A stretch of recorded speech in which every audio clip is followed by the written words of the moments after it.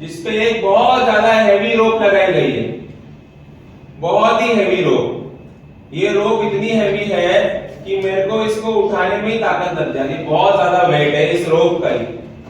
इसका वेट है इस रोप का। ओके, तो ये रोप का वेट हम WR मान के चलते हैं। WR मतलब weight of the rope. WR का मतलब क्या हो गया? Weight of the rope. उसके साथ में मैंने इसके अंदर एक बड़ा सा कंटेनर लगा दिया। इसको मैं, ये ऑब्जेक्ट है अपना, कौन है ये अपना? तो इसको मैं WO बोल देता हूं। WO का मतलब क्या होगा? WO का मतलब होगा वेट ऑफ द ऑब्जेक्ट। और WR का क्या मतलब होगा? Weight of the rope. Clear हुआ सबको? कोई प्रॉब्लम नहीं है? ओके, तो ये रोप अभी भी टाइट ही होगी ना, क्योंकि इसने ये ऑब्जेक्ट को भी उठाया है और खुद का भी वेट डाउनवर्ड डायरेक्शन में। तो ऊपर की डायरेक्शन में क्या लग रहा होगा? क्या लग रहा होगा? अब ये बेचारा टेंशन कितना वेट उठा रहा है बताओ? ये उठा रहा है weight of the object plus weight of the. Clear हुआ सब लोग को? आया ना? क्लियर हुआ सबको? लेकिन अगर मैं कहता हूं कि नहीं, एक काम कीजिए, सेम डायग्राम बनाइए, सेम डायग्राम बनाइए। रोप के लिए ले लीजिए WR, एकदम से दिख रहा है सब लोग को। लेकिन आप इसके मिड पॉइंट में इसको पकड़िए। कहां पकड़ना है आपको इसे? कहां पे पकड़ना है इसको हमको? अगर मैं जब इस बॉटल को देखता हूं, ये पूरे एंड, तो टेंशन तो पूरे रोप में है ना? टेंशन तो पूरे रोप में, देखो पूरा इधर से लेके इधर तक टेंशन है क्या नहीं है? पूरे इस रोप की लेंथ के अंदर टेंशन है क्या नहीं है? हाँ या ना? दिख रहा है आप लोग को? लेकिन अचानक से बोलो कि अब इस रोप के मिड पॉइंट पे पकड़ो। अभी देखो पकड़ा नहीं है मिड पॉइंट पे, पकड़ने वाला हूं। अगर नहीं पकड़ा है तब तक देखो पूरे रोप के अंदर टेंशन दिख रहा है। मतलब इधर भी टेंशन, इधर भी टेंशन, इधर भी टेंशन, इधर भी टेंशन, इधर भी टेंशन, हर जगह टेंशन है क्या नहीं है? आया ना? पूरा वायर का रोप, इस रोप का जो भी वेट रहेगा वो क्या रहेगा? WR WR WR WR WR रहेगा क्या नहीं रहेगा? लेकिन अगर मैं बोला इसके एंड पॉइंट पे पकड़ो, कहां पकड़ो? क्या हो गया? वेट आधा यूज हो रहा है अभी। वेट क्या यूज हो रहा है अभी? पहले कितना यूज हो रहा था? अभी वेट क्या हो रहा है? किसका वेट आधा यूज हो रहा है? बॉटल का? रोप का। किसका वेट आधा यूज हो रहा है? रोप का। तो मतलब इधर जो टेंशन लगेगा T, वो T हो जाएगा। वेट तो पूरा इतना ऑब्जेक्ट का, पर रोप के बेचारे का क्या हो गया?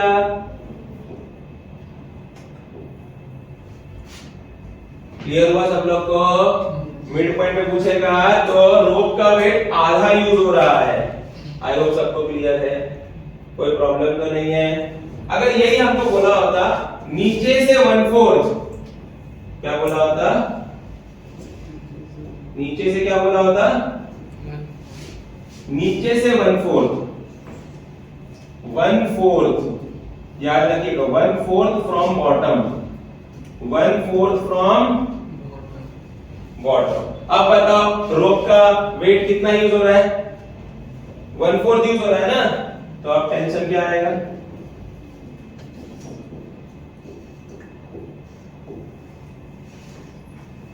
क्लियर हुआ सब लोगों को? आया ना? नोट डाउन करो। यहाँ पे रेशो की बात हो रही है कि ratio of length radii and Young's modulus of steel and brass. ऊपर की तरफ स्टील है, नीचे की तरफ ब्रास है। दिख रहा है आप लोग को? स्टील अपॉन ब्रास का लेंथ का रेशो, रेडियस का रेशो और यंग्स मॉड्यूलस का रेशो दिया है ABC। क्या दिया है? तो कह रहा है then ratio of increase in their length would be, increase in the length का क्या मतलब है? हाँ, स्मॉल l1 स्मॉल l2 का रेशो चाहिए। मतलब बेसिकली दोनों के एक्सटेंशन का रेशो चाहिए, है क्या नहीं? चलिए आइए दोनों को पहले अलग अलग सॉल्व करते हैं। प्लीज सब लोग सिर्फ स्टील वायर को देखो। स्टील वायर दिख रही है क्या? स्टील वायर के अंदर अगर फोर्स निकालना है तो टेंशन इधर होगा T1, और ब्रास वायर में टेंशन क्या होगा? सब लोग सिर्फ पहले स्टील वायर को देखो। सब लोग सिर्फ स्टील वायर को देखो। स्टील वायर का टेंशन T1 दिखता है क्या? उसके नीचे कितने ऑब्जेक्ट्स आते हैं? एक या दो? T1 के एग्जैक्टली नीचे जाओ, कितने ऑब्जेक्ट्स आते हैं? अरे भाई T1 दिख रहा है आपको? T1 तो ऊपर है ना, वो नीचे वाले ऑब्जेक्ट्स को पुल कर रहा है। कितने ऑब्जेक्ट्स है नीचे? कितने ऑब्जेक्ट्स है? तो हम लिखेंगे T1 इक्वल्स टू कौन से दो है? M plus 2M into G। बोलो सबको समझा? क्या हो जाएगा इसका आंसर? सबको समझ में आया यहां तक? आया ना? कोई प्रॉब्लम? पक्का? Okay, y1 equals to f1 into L1 pi r1 का स्क्वायर इंटू स्मॉल l1। बोलो सबको यहां तक क्लियर है क्या? स्टूडेंट्स मुझे बताइए कि स्टील वायर का फोर्स कितना मिला हमें? स्टील वायर का फोर्स कितना मिला हमें? 3mg। तो हम लिखेंगे y1 equals to 3mg L1 pi r1 का स्क्वायर इंटू स्मॉल l1। बोलो सबको समझा गया? बट मुझे तो स्मॉल l1 का रेशियो चाहिए ना, तो मैं इसे यहां लिखता हूं, इसको इधर। सबको क्लियर हुआ 3mg कैसे आया? आया ना? ओके, यहां तक क्लियर है सबको? अभी सब लोग स्टील वायर को देखो, सॉरी ब्रास वायर को देखो। ब्रास वायर का टेंशन T2 दिखता है क्या? वो कितने ऑब्जेक्ट्स को पुल कर रहा है? अरे भाई ब्रास वायर वाला जो ऑब्जेक्ट है ब्रास का, वो कितने ऑब्जेक्ट्स को पुल कर रहा है? 2mg ना सिर्फ। बोलो सब लोग मानते हैं यहां तक? तो अगर मुझे ब्रास के लिए यंग्स मॉड्यूलस निकालना होगा तो उसका फोर्स कितना आएगा? तो मैं लिखूंगा y2 equals to T2 into L2 pi r2 का स्क्वायर इंटू स्मॉल l2। बोलो सही है? तो L2 T2 कितना आया? 2mg into L2 divided by pi r2 का स्क्वायर इंटू y2। बोलो सही है क्या? कुछ गलत तो नहीं किया? सबको यहां तक क्लियर है? पर मुझे तो L1 अपॉन L2 चाहिए, राइट? करेक्ट है? L1 क्या आया था? 3mg into L1 upon pi r1 का square into y1 whole divided by ये L2 के लिए क्या मिला? पढ़ो 2mg into L2 upon pi r2 का स्क्वायर इंटू y2। बोलो सही है क्या? mg कट, पाई पाई कट, हाँ? r2 का स्क्वायर y2 ऊपर चला जाएगा, तो हमें रेशो मिलेगा 3/2 इंटू L1 अपॉन L2। देखो ना, L1 तो इधर ही रहेगा, L2 यहीं रहेगा, ये वाला टर्म ऊपर जाएगा। r2 अपॉन r1 का स्क्वायर y2 अपॉन। बोलो क्लियर है सब लोग को इधर तक? आया ना? स्टूडेंट्स हमने देखो पीछे L1 अपॉन L2 लिखा है। क्या है L1 upon L2? But R1 upon R2 B है, तो R2 अपॉन R1 क्या होगा? Y2 अपॉन Y1 क्या होगा?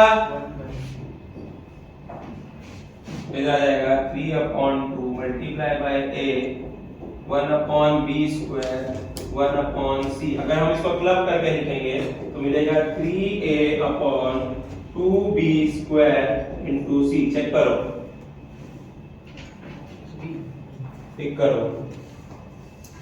क्लियर हुआ सबको? चलो नोट डाउन करेंगे। is attached rigidly to the point of the rope and weight W1 is suspended from its lower end। पहले यहीं तक पढ़ेंगे वापस से।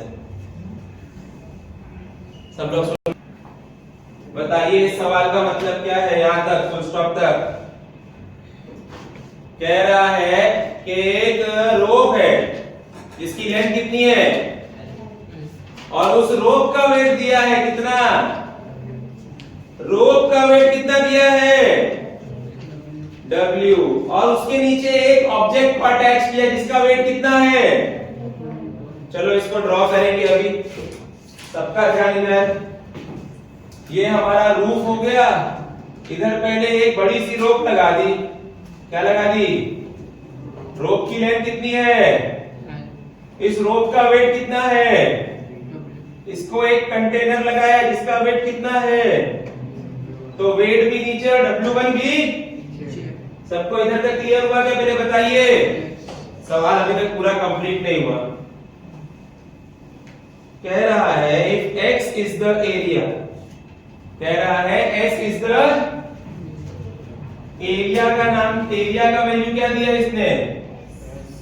एरिया का वैल्यू इसने s दिया। If s is the area the stress, अरे स्ट्रेस पूछ रहा है मुझसे, स्ट्रेस की फॉर्मूला क्या है? पर यहां फोर्स का काम कौन करेगा? हाँ, सुनने का है। The stress in the wire at the height L/4 from its lower and, मतलब नीचे से 1/4 या ऊपर से 1/4? ये रहा हमारा 1/4। तो यहाँ पे टेंशन एक्ट करेगा क्या नहीं करेगा? आप बताइए यहाँ पे टेंशन की वैल्यू क्या होगी? W1 प्लस, एग्जैक्टली, क्योंकि रोप का वेट 1/4 यूज होगा, क्योंकि मुझे टेंशन कहां निकालना है? 1/4 फ्रॉम लोअर एंड। अच्छा, इसने अगर 1/4 फ्रॉम अपर एंड बोला होता तो, अगर इसने मिड पॉइंट बोला होता तो हाफ हो जाता, लेकिन इसने 1/4 फ्रॉम लोअर एंड बोला, मतलब नीचे से 1/4 ऊपर जाएंगे। तो हमको जो रोप है उसका वेट जो W है, यहाँ पे 1/4 में कितना यूज हो रहा है? W बाय, अरे बट मुझे तो स्ट्रेस निकालना है ना।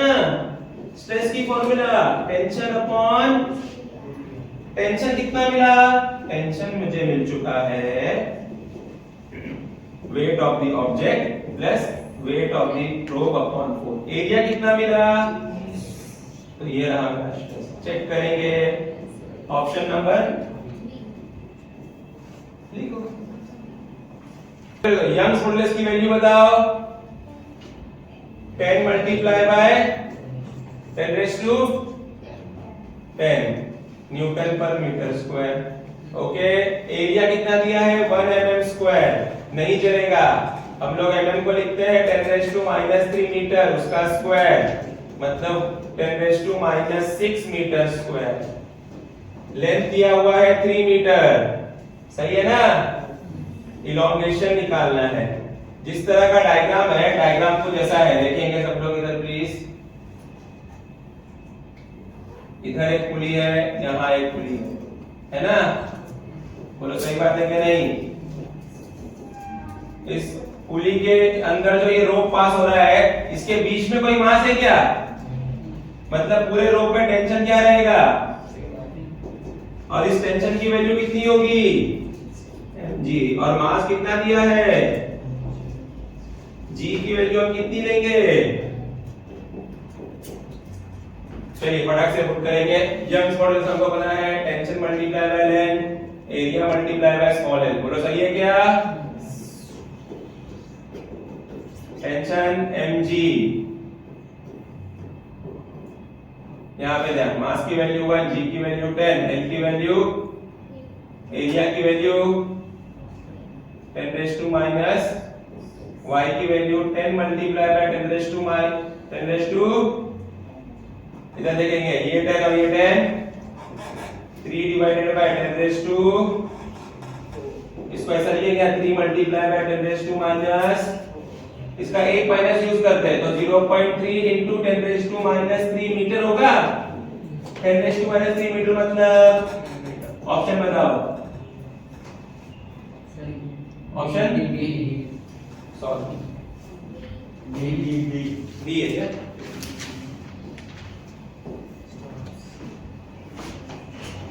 Have maximum stress 7 multiplied by 10 raised to 7 newton पर मीटर स्क्वायर। ये हमें किसकी वैल्यू दी गई है? स्ट्रेस की value. Its maximum upward acceleration, ध्यान से देखना, लिफ्ट कहां जा रही है? लिफ्ट कहां जा रही है? ऊपर जा रही है। ये बड़ी सी लिफ्ट है ना? लिफ्ट की हमको स्ट्रेस की वैल्यू दी गई है 7 multiply by 10 raise to 7 newton पर मीटर। ये लिफ्ट ऊपर की तरफ जा रही है, ऊपर जा रही है तो इसका एक्सेलरेशन दिया है, कितना दिया है पढ़ो? 1.5 मीटर पर सेकेंड। बोलो सबको यहाँ तक क्लियर है क्या? आगे फिर कहता है if the cable has to support the total weight of 2000 kg, इस लिफ्ट में कितना मास है? इस लिफ्ट में 2000 kg का मास ये उठाती है। इस ये जो केबल आपको दिख रही है ना लिफ्ट की, इसको 2000 किलो को ये ऊपर लेकर जा रही है। दिख रहा है आप लोग को? तो हमें क्या फाइंड करना है? पढ़िए, the minimum area of cross section is, क्या फाइंड करना है हमें? एरिया। देखिए बहुत सिंपल सी बात है, क्योंकि हमें स्ट्रेस दिया है। स्ट्रेस की फॉर्मूला क्या होती है? पर यहाँ फोर्स कौन होगा? तो हम लिखेंगे, हाँ भाई फिर से, स्ट्रेस दिया है हमको निकालना है एरिया। स्ट्रेस की फॉर्मूला फोर्स अपॉन एरिया। पर यहाँ पे फोर्स का काम कौन कर रहा है? अच्छा, ये लिफ्ट ऊपर जा रही है कि नीचे जा रही है? ऊपर। अगर ऊपर जा रही है तो टेंशन की फॉर्मूला हमने पढ़ाई थी, m इंटू जी प्लस, यही पढ़ाया था ना? मास कितना है? जी की वैल्यू 10 प्लस 1.5, तो ये आपका हो जाएगा 11 पॉइंट। करेक्ट है क्या? कोई गलत तो नहीं लिखा? इसको अगर मल्टीप्लाई किया जाए तो आपको मिलेगा 200 मल्टीप्लाई बाय 115। अब इसे मैं मल्टीप्लाई करने का टाइम वेस्ट नहीं करूंगा, मैं डायरेक्ट यहां चला जाऊंगा। जैसे कि स्ट्रेस की वैल्यू मुझे पता है 7 into 10 raised to 7, टेंशन कितना मिला? 115 मल्टीप्लाई बाय 200 अपॉन एरिया, तो आपको मिलेगा 115 multiply by upon 7 into 10 raised to, clear हुआ सब लोग को? यहाँ तक कोई प्रॉब्लम नहीं है? ओके, चलिए इसको डिवाइड करेंगे आप लोग। मैं आपको इसको बेसिक तक करके दिखाऊंगा। जैसे अगर मैं इसको 2 से मल्टीप्लाई करूंगा तो आएगा 230 into 10 raised to 2 minus 7 upon 7। और छोटा करने जाओ तो 23 divided by 7 multiplied by 10 raised to minus 4। चलिए इसको डिवाइड करेंगे, आंसर कुछ तो आएगा 3 पॉइंट में 3.28। आंसर आएगा 3.28 multiply by 10 raise to minus 4 metre square. आपको पता है 10 raise to minus 4 metre square को लिखा जा सकता है सेंटीमीटर स्क्वायर। चेक करेंगे ऑप्शन, ऑप्शन नंबर, गुड, लिखो।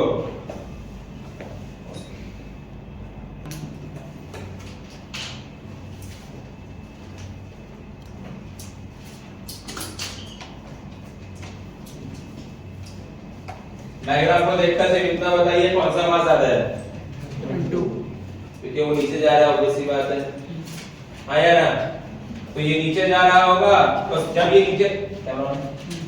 नीचे जा रहा होगा तो साइमल्टेनियसली ये कहां जा रहा होगा? मतलब अगर इसका एक्सेलरेशन a तो इसका क्या होगा? a। इस रोप के एंड पे लेकर इस रोप के एंड के बीच में कोई और मास है? मतलब यहाँ का टेंशन t और यहाँ का टेंशन v। बोलो सब लोग को क्लियर हुआ यहाँ तक? आया ना? पक्का? पर दोनों का वेट तो डाउनवर्ड डायरेक्शन में रहता है ना? पहले बताइए यहाँ तक क्लियर है क्या? ये ऑब्जेक्ट कहाँ जा रहा है? ये ऑब्जेक्ट कहाँ जा रहा है? फिर से ये ऑब्जेक्ट कहाँ जा रहा है नीचे और ये ऑब्जेक्ट कहाँ जा रहा है। ऊपर क्लियर हुआ सब लोग को, कोई प्रॉब्लम नहीं है, पक्का आगे बढ़ सकता हूँ। ओके देखिए ये ऑब्जेक्ट जो है वो नीचे जा रहा है, ये ऑब्जेक्ट जो है वो ऊपर जा रहा है।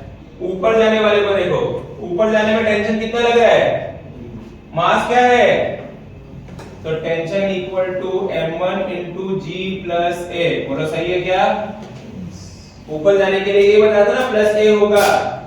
अगर मैं इसे सॉल्व करूंगा तो मुझे मिलेगा tension equal to m1 into g plus m1 into a. बताओ सही है क्या, कोई प्रॉब्लम तो नहीं ना किसी को, आया ना। इसको ऐसे भी तो लिखा जा सकता था tension minus m1 into g equal to m1 into a. बोलो सही है क्या, कोई प्रॉब्लम तो नहीं है किसी को यहाँ तक। इक्वेशन नंबर स्टूडेंट सबको यहाँ तक क्लियर है क्या, पक्का। ओके अभी ऑब्जेक्ट 2 को देखिए, m2 कहाँ जा रहा है, m2 नीचे जा रहा है, तो उसकी फॉर्मूला क्या होगी m2 इंटू, तो इसे भी तो लिखा जा सकता था tension equal to m2 into g minus m2 into a. बोलो सही है, तो इसे ऐसा लिखूं क्या m2 into a equal to m2 g minus t. हाँ भाई करेक्ट है, बताइए यहाँ तक समझे सब लोग को, कोई प्रॉब्लम, आगे बढ़ सकता हूँ, आया ना। अगर मैं इन दोनों को डिवाइड कर दूं, क्या कर दूं, तो ये ऐसा लिखेगा क्या m1 upon a m2 into a equals to t minus m1g m2g minus t। बोलो सही है क्या, क्या कट हो जाएगा, तो आपको मिलेगा m1 upon m2 equals to t minus m1g upon m2g minus t। बोलो सही है क्या, कुछ गलत तो नहीं किया ना।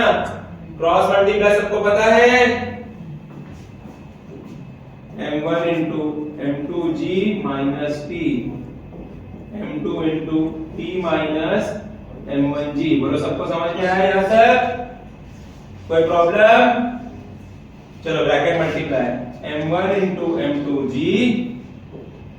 m1 into t। बोलो सही है, m2 into t minus m1 into m2। बोलो क्लियर है क्या, अभी m1 m2 सेम से दिखेगा आपको दोनों साइड में, बस उस साइड में माइनस में है उसको यहां लेकर आओ। अच्छा ये माइनस में वहां जाके क्या हो जाएगा, तो m1 m2g दो बार हो जाएगा ना, तो 2 है ना। ये देखो ना, ये यहाँ पे माइनस में था ना, इधर ये यहाँ पे माइनस में था ना, इधर ये क्या हो गया, देखो प्लस हो गया तो क्या आ गया 2 हो जाएगा। अच्छा ये इधर माइनस में वहां जाके क्या हो जाएगा, उन दोनों में क्या कॉमन है, तो t मिलेगा आपको m1 प्लस, तो t आपको क्या मिल जाएगा 2 times of m1 m2g upon m1 plus, जब दोनों साइड अलग अलग मास लगे होंगे और उसका मुझे टेंशन कैलकुलेट करना है तो मैं ये फॉर्मूला अप्लाई करूंगा, t equals to 2m1 m2g upon m1 plus m2। ये जो मैंने इतना सॉल्व करके लिखा है वो सिर्फ समझाने के लिए कि कैसे वो आंसर आया है। जब हम लोग न्यूमेरिकल करेंगे तो डायरेक्ट वहां जाएंगे। वो टेंशन की फॉर्मूला कब यूज करना है अपने को, कब यूज करना है बताओ, दोनों साइड अलग अलग मास लगा होगा, ठीक है। देखो टेंशन दोनों साइड सेम होगा, हाँ क्यों सेम होगा, बोलो सही है कि नहीं, दोनों साइड मास अलग अलग है कि सेम सेम है, दोनों साइड मास अलग अलग है कि सेम सेम है। तो टेंशन की formula 2 times of m1 m2g divided by, चलो 2 multiply by 1 into 10, 2 plus 1 correct है क्या, तो ये हो जाएगा 4/3 multiply by 10 which is 40/3 Newton. तो ये सबको टेंशन समझ में आया क्या, आया ना। अब यह स्ट्रेस की फॉर्मूला क्या होती है वैसे, फोर्स अपॉन एरिया पर लिख सकता हूं, पाई आर स्क्वायर लिख सकता हूं क्या स्टूडेंट्स। ओके स्ट्रेस की वैल्यू कितनी दी गई है पढ़िए, 40 upon 3 pi into 10 raise to 6 है कि 4 है? 6 है। तो 40 upon 3 pi multiply by 10 raise to 6। Tension कितना मिला पढ़िए? 40 अपॉन 3, इधर भी पाई आ गया। अरे वाह, सब क्या हो गया? तो इसको ऐसे लिखूं क्या? r स्क्वायर को यहां भेजता हूं और 10 रेज टू 6 को इधर भेजता हूं। चलेगा सब लोग को? रूट ले लेता हूं, रूट। तो 10 रेज टू 6 का रूट क्या होगा? 10 रेज टू ऊपर जाके क्या हो जाएगा? तो इसका आंसर क्या आ गया? देखिए ये देखो, r स्क्वायर इधर गया, 10 रेज टू 6 इधर गया, दिख रहा है क्या? तो रूट ले लिया, रूट। इधर देखिए, रूट ऑफ 10 रेज टू 6 को सॉल्व करके दिखा रहा हूं। रूट का मतलब पावर में, अब स्कूल में पढ़ा था indices, power power multiply. Clear हुआ? क्लियर हुआ क्या? समझ में आया यहाँ पे? नहीं समझा? क्लियर है? वापस बताओ, वापस बताओ क्या? पक्का? समझा? ठीक है।